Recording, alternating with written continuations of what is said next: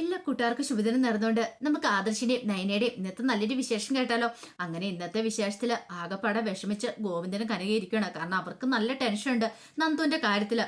നന്ദു അനിയും തമ്മിൽ ഒന്നു ചേരുക എന്നുള്ള ടെൻഷൻ ഉണ്ട്. അപ്പൊ അവരവരുടെ വിഷമങ്ങളും വേദനകളും പരസ്പരം പങ്കുവെക്കുകയാണ്. ഈ സമയത്ത് നന്ദുവിന് കൊണ്ടുപോകാനുള്ള സാധനങ്ങളൊക്കെ ബാഗിനകത്ത് അടുക്കിപ്പെറുക്കി വെക്കുവാണ് നയന. അപ്പോഴേക്കും നന്ദു അങ്ങോട്ടേക്ക് വന്നു.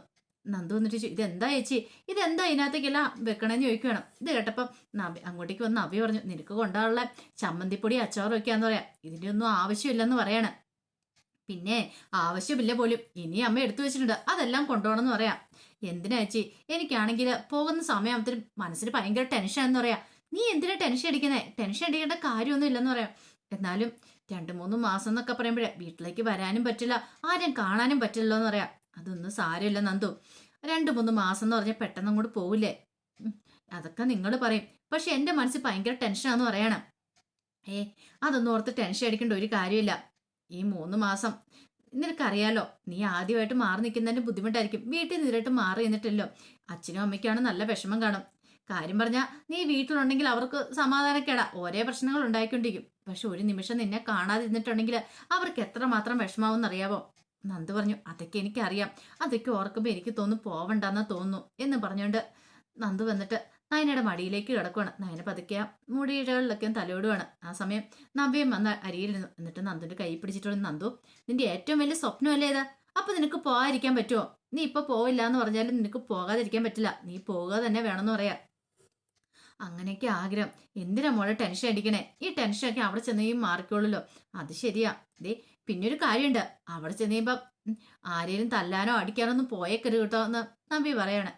അങ്ങനെയൊന്നുമില്ല ചേച്ചി, ഞാൻ ഇവിടെ നിന്ന് 1-2 ആഴ്ചത്തേക്ക് എനിക്ക് ഇവിടുന്ന് ചെന്നതിന്റെ ആ മൂഡ് ഓഫ് ആയിരിക്കും, എല്ലാരും പിരിഞ്ഞതിന്റെ. അതിനുശേഷം എല്ലാവരുമായിട്ട് കമ്പനി ആയി കഴിഞ്ഞാൽ പിന്നെ കുഴപ്പമില്ല എന്ന് പറയണം. നയന പറഞ്ഞു, അതാ ഞങ്ങൾക്ക് പേടി, നിന്റെ സ്വഭാവം ശരിക്കും അറിയാവുന്നതുകൊണ്ട് തന്നെയാന്ന് പറയണം. പിന്നീട് നയന പറഞ്ഞു, ഈ മുടിയൊക്കെ ഇങ്ങനെ വെച്ചിട്ട് കാര്യമില്ലേ, നന്നായിട്ട് ചീവിയൊക്കെ വെക്കണമെന്ന് പറയണം. അങ്ങനെ നയനെ ചീപ്പെടുത്തോണമെന്ന് മുടിയൊക്കെ നന്നായിട്ട് ചീവി കൊടുക്കുക. അത് മാത്രമല്ല ഒരു പൊട്ടൊക്കെ വെക്കണമെന്ന് പറയാം. നവ്യ പറഞ്ഞു, അത് ശരിയാ, നന്ദുവിന് ഒരു പൊട്ടൊക്കെ വെക്കണമെന്ന് പറയാം. നന്ദു പറഞ്ഞു, പിന്നെ പൊട്ടൊക്കെ വെച്ച് മുടിയൊക്കെ നീട്ടി വളർത്തി എന്നെ കൊണ്ടും പറ്റില്ലെന്ന് പറയാം. അതെന്താ, എനിക്കിഷ്ടമില്ല, അതുകൊണ്ടല്ലേ ഞാൻ മുടിയൊന്നും നീട്ടാത്തേ. നവ്യ പറഞ്ഞു, എനിക്ക് തോന്നുന്നു ഇവള് മനഃപൂർവ്വം കരുതി കൂട്ടി ഇത്ര നാളും മുടി വളർത്താത്താന്ന് തോന്നേ. ഇപ്പൊ അവള് ട്രെയിനിങ്ങിന് പോവല്ലേ, ഇനിയിപ്പൊ അവൾക്ക് SI ആയി കഴിയുമ്പോ മുടിയുടെ ആവശ്യമൊന്നും ഇല്ലോ. നയന ചോദിച്ചാൽ എന്താ, പോലീസുകാർക്ക് ആർക്കും മുടിയില്ലേന്ന് ചോദിക്കുകയാണ്, വനിതാ പോലീസുകാർക്ക്. ഇത് കേട്ടപ്പോ നന്ദു പറഞ്ഞു, അങ്ങനെയുണ്ട്, പക്ഷെ എനിക്ക് അതിന്റെ ആവശ്യമൊന്നും ഇല്ലെന്ന് പറയണം. ഈ പൊട്ടൊക്കെ വെച്ച് ഇങ്ങനെ പോകുന്ന അതൊക്കെ മഹാബോറം പരിപാടിയാന്നേ, എനിക്ക് പൊട്ടൊന്നും വെക്കുന്നതിനോട് ഒരു താല്പര്യം ഇല്ലെന്ന് പറയണം. അങ്ങനെ അവര് സംസാരിച്ചിരിക്കുകയാണ്.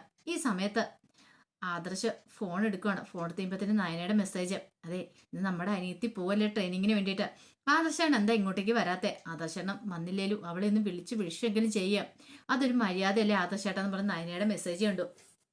അവള് മെസ്സേജ് ഇട്ടേക്കുന്നതല്ലേ, അപ്പൊ വിളിക്കാതിരിക്കാൻ പറ്റില്ലോ, ഒന്ന് വിളിച്ചേക്കാം എന്നൊക്കെ കരുതിയിട്ട് ആദർശ വിളിക്കുവാണ്. വിളിച്ചു കഴിഞ്ഞപ്പോഴത്തേനും നന്ദു പറഞ്ഞു, ആദർശനെ വിളിക്കണമെന്ന് പറയാം. നന്ദുവിന്റെ ഫോണിലേക്കാണ് വിളിക്കുന്നത്.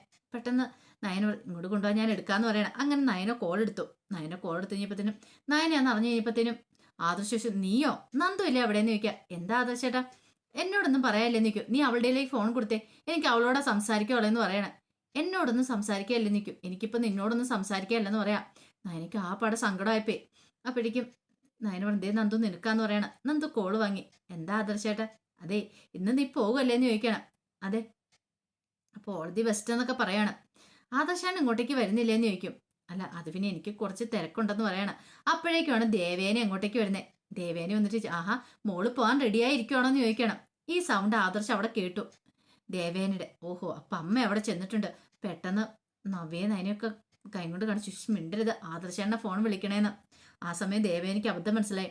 പെട്ടെന്ന് ആദർശ് ഒന്നും അറിയത്തില്ലാത്ത മട്ടി നന്ദുനോട് ചോദിച്ചു, ആരാ നന്ദു അവിടെ സംസാരിക്കണേന്ന് ചോദിക്കുക. പരിചയമല്ലാത്തൊരു സൗണ്ട് പോണക്ക് തോന്നുന്നു. അത് പിന്നെ അപ്പുറത്തെ വീട്ടിലെ ആന്റിയാന്ന് പറയണം. ഞാൻ പോകാത്തന്നെ എന്നെ കാണാൻ വന്നാന്ന് പറയണം. ശരി, അപ്പൊ പറഞ്ഞൊക്കെ ഓർമ്മയുണ്ടല്ലോ, എല്ലാം നല്ല രീതിയിൽ പോയി ട്രെയിനിങ് അറ്റൻഡ് ചെയ്തിട്ട് വരാൻ പറയണം. ശരി ആദർശേട്ടാ, താങ്ക്സ് എന്നൊക്കെ പറഞ്ഞിട്ട് നന്ദു കോള് കട്ട് വേണം. ആ സമയം ദേവേനെ ചോദിച്ചു, അവന് ഒരു സംശയം തോന്നിയോ മോളെന്ന് ചോദിക്കാം. സംശയം തോന്നിയിട്ടില്ലാന്ന് തോന്നേ. ഇത് കേട്ടുകഴിഞ്ഞപ്പം നയന ചോദിച്ചു, അല്ലമ്മേ ആദർശേട്ടൻ എന്താ പറ്റിയെന്ന് ചോദിക്കുക. എനിക്കറിയില്ല മോളെ എന്താ പറ്റിയെന്ന്, എന്നോടാണ് ഒന്നും സംസാരിക്കുന്നില്ല, ഒന്നുമില്ല, ഒന്ന് നേരെ ചൊവ്വേ ഒന്നും മിണ്ടിയിട്ട് തന്നെ ദിവസങ്ങളായെന്ന് പറയണേ. ഇത് കേട്ടപ്പോൾ ദേവേന പറഞ്ഞു അതിന്റെ കാരണം എന്താന്ന് പോലും എനിക്ക് അറിയില്ല എന്ന് പറയണം. പിന്നീട് നന്ദുനോട് പറഞ്ഞു ട്രെയിനിങ്ങിന് മോള് പോവല്ലേ, അപ്പൊ മോളെ ഒന്ന് കണ്ടിട്ട് പോവാന്ന് കരുതി ഞാൻ ഇങ്ങോട്ടേക്ക് വന്ന ക്ഷേത്രത്തിലേക്ക് പോവാന്ന് പറഞ്ഞോണ്ട് ഇങ്ങോട്ടേക്ക് ഇറങ്ങിയെന്ന് പറയണം. നയന പറഞ്ഞു എന്നിട്ടും ആദർശനൊന്നും വരാൻ തോന്നിയില്ലോ. അതിപ്പോ അവന്റെ സ്വഭാവം എന്നു എനിക്കറിയില്ല. അവനിപ്പോ ഭയങ്കര മാറ്റം. ഇപ്പൊ വീട്ടിൽ എന്തെങ്കിലും പ്രശ്നം ഉണ്ടോമെന്ന് ചോദിക്കുക. വീട്ടിൽ അങ്ങനെ ഒരു പ്രശ്നമില്ല എന്ന് പറയാണ്. ഇനിയിപ്പോ അവിടെ കമ്പനിയിലുണ്ടോ, അങ്ങനെ കമ്പനി പ്രശ്നം ഉണ്ടാവാൻ വഴിയില്ല. അങ്ങനെ ഉണ്ടെങ്കിൽ ബാക്കി എല്ലാവരും അറിയണ്ടല്ലേ. പക്ഷെ അവന്റെ മനസ്സിൽ എന്തോ ഇരുന്ന് നീര് പകയുന്നുണ്ട്. അതെന്താന്ന് മാത്രം അറിയില്ല എന്ന് പറയണം. പിന്നീട് നന്ദുനോട് പറഞ്ഞു അതെ മോള് സന്തോഷത്തോടെ പോയിട്ട് വാ എന്നൊക്കെ പറഞ്ഞ് നയനയും വിളിച്ചിട്ട് അങ്ങോട്ട് പുറത്തേക്ക് പോവാണ് ദേവേനി.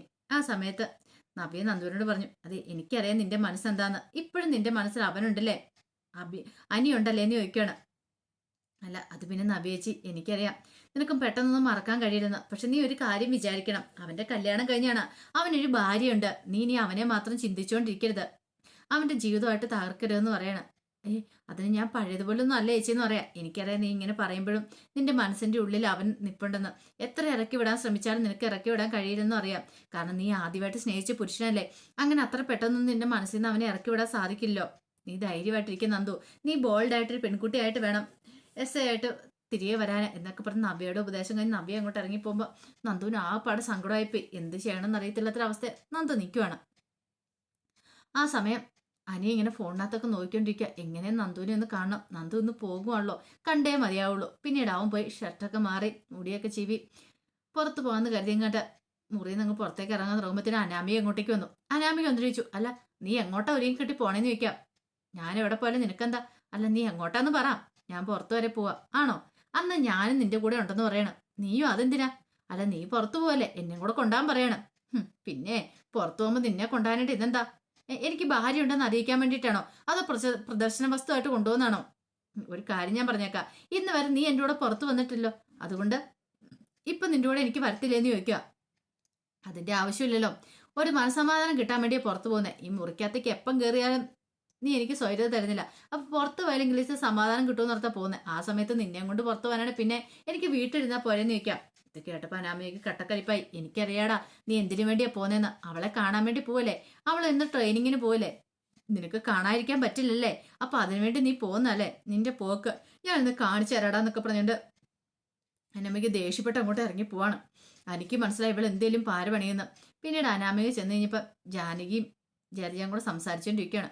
അപ്പൊ ജാനകി ജലജയോട് പറഞ്ഞു എന്നാലും ഈ ഏട്ടത്തി ഇപ്പൊ ഡെയിലി ക്ഷേത്രത്തിലേക്കാന്ന് പറഞ്ഞ് പോകുന്നുണ്ടല്ലോ എന്ന് പറയണേ. ജലജ പറഞ്ഞു അത് ശരിയാ, ഇതിന്റെ ഗുഡൻസ് മാത്രം എനിക്ക് മനസ്സിലാകത്തെ, അല്ലെ ഏടത്തേക്ക് എന്തിന്റെ കേടാ എപ്പോഴും എന്നും ഈ ക്ഷേത്രത്തിൽ പോണേന്ന് ചോദിക്കുക. ജാനകി പറഞ്ഞു മിക്കവാറും കരളൊക്കെ പകത്ത് കിട്ടി ദാനം കിട്ടിയ ജീവിതമല്ലേ, അപ്പൊ അതുകൊണ്ട് ദൈവത്തിന് നന്ദി പറയാനായിരിക്കും എന്ന് പറയാം. എന്നാലും ഇങ്ങനെയുണ്ടോ എന്നൊക്കെ പറയണം. അപ്പോഴേക്കുമാണ് ഒരു കൊടുങ്കാറ്റ് പോലെ അനാമിക അങ്ങോട്ടേക്ക് വരുന്നത്. അനാമിക വന്നിട്ട് പറഞ്ഞു അതെ ഒരു കാര്യം ഞാൻ പറഞ്ഞേക്കാം അമ്മേ. എന്താ മോളെ, അനിയുണ്ടല്ലോ അവൻ ഇനി നിലയ്ക്ക് നിർത്തിയില്ല ശരിയാകത്തില്ലെന്ന് പറയാ. എന്താ മോളെ, ഞാൻ കാര്യം എന്താ, ദേ അവനുണ്ടല്ലോ ആ നന്ദു എന്ന് പറയുന്ന ട്രെയിനിങ്ങിന് പോലെ അവളെ കാണാനായിട്ട് പോകാൻ റെഡിയാവുമെന്ന് പറയണം. അത് കേട്ടൻ ജലജ പറഞ്ഞു മോൾ എന്നിട്ടൊന്നും പറഞ്ഞില്ലേ. ഞാൻ എന്ത് പറയാനാ, ഞാൻ അവന്റെ കൂടെ ചെല്ലാന്ന് പറഞ്ഞു കഴിഞ്ഞപ്പോൾ അവൻ പറഞ്ഞു വേണ്ട എനിക്ക് വേറെ ആവശ്യമുണ്ടെന്നൊക്കെ പറയണേ. ജാനകി പറഞ്ഞു അന്നാ അവനെ ഇന്ന് കാണിച്ചു കൊടുക്കുന്നുണ്ട്, ഒരു കാരണവശാലും ഇന്ന് അനിയൻ നന്ദുവിനെ കാണുന്നില്ല. ഞാനാ പറയണേ, ഞാൻ പറഞ്ഞ നിനക്ക് വിശ്വാസമില്ല മോളെന്ന് ചോദിക്കാം. വിശ്വാസത്തിന്റെ അല്ലമ്മേ, അറിയാലോ ഞാൻ പിന്നെ എന്തിനാ ഇവിടെ നിൽക്കുന്നേ, അനിയുടെ ഭാര്യ എന്ന് പറഞ്ഞോണ്ട് എനിക്കിവിടെ എന്ത് വിലയുള്ളതെന്ന് ചോദിക്കാം. ഇന്ന് അവനെ കാണിച്ചു കൊടുക്കുന്ന പറഞ്ഞോണ്ട് ജാനകി അങ്ങോട്ട് കയറി പോവാണ്. ആ സമയത്ത് ജലജ അനാമിയോട് പറഞ്ഞു മോളെ നിന്റെ കൈപ്പിടിയിൽ ഒതുങ്ങണം അവന്, അവനൊരു പെണ്ണിന്റെയും പുറകെ പോരുത്, അത് നീയാണ് കാണേണ്ട ആള്, നീ വേണം അവനെ പറഞ്ഞു തിരുത്താനായിട്ട്. അത് മാത്രമല്ല അവൻ ആരെയൊക്കെ വിളിക്കുന്നുണ്ട് എന്തൊക്കെ ചെയ്യുന്നത് ഫോണൊക്കെ എടുത്ത് നോക്കണമെന്ന് പറയണം. ഇത് കേട്ടപ്പോൾ അനാമി പറഞ്ഞു ഫോൺ എടുത്ത് നോക്കണ്ട, ആ ഫോണും തന്നിട്ട് വേണ്ടേ, അവൻ നിലത്ത് വെച്ചിട്ട് വേണ്ടെന്ന് ചോദിക്കുക. അതെങ്ങാനും എടുക്കാൻ ചെന്നിട്ടുണ്ടെങ്കിൽ അവൻ ചാടി വീഴുമെന്ന് അറിയാം. അതാ മോളെ കള്ളത്തരം ഉള്ളതുകൊണ്ടല്ലേ അങ്ങനെ കാണിക്കുന്നേ, അല്ലെങ്കിൽ മോളുടെ കയ്യിലേക്ക് ഫോൺ തരാതിരിക്കേണ്ട കാര്യമൊന്നും അവനില്ലല്ലോ. അങ്ങനെയാണെങ്കിലോ ഉറപ്പായിട്ട് നോക്കണം മോള് ഫോൺ എടുത്ത് ആരെയൊക്കെ വിളിക്കുന്നുണ്ട് എന്തൊക്കെ ചെയ്യുന്നുണ്ടെന്നൊക്കെ, അല്ലെങ്കിൽ അവൻ കൈവിട്ടു പോകും. അവസാനം മോള് കരഞ്ഞുകൊണ്ടിരുന്നിട്ട് കാര്യമില്ല, ഈ വീട്ടിലെ മരുമോളാ നീ, നിന്നെ ഇവിടെ ഇറക്കി വിട്ടിട്ട് അവൾക്കും ഇങ്ങോട്ട് കയറി വരാനായിട്ടാ ആ നന്ദു എന്ന് പറയുന്നവൾക്ക്. അതിന് വേണ്ടിയിട്ടാണ് അവളുടെ ചേച്ചിമാരെല്ലാം കൂടെ അവിടെ പോയി നിൽക്കുന്നത്. എല്ലാവരും കൂടെ കൂടിച്ചാൽ എന്തോ പ്ലാനൊക്കെ തയ്യാറാക്കിയിട്ടുണ്ട്.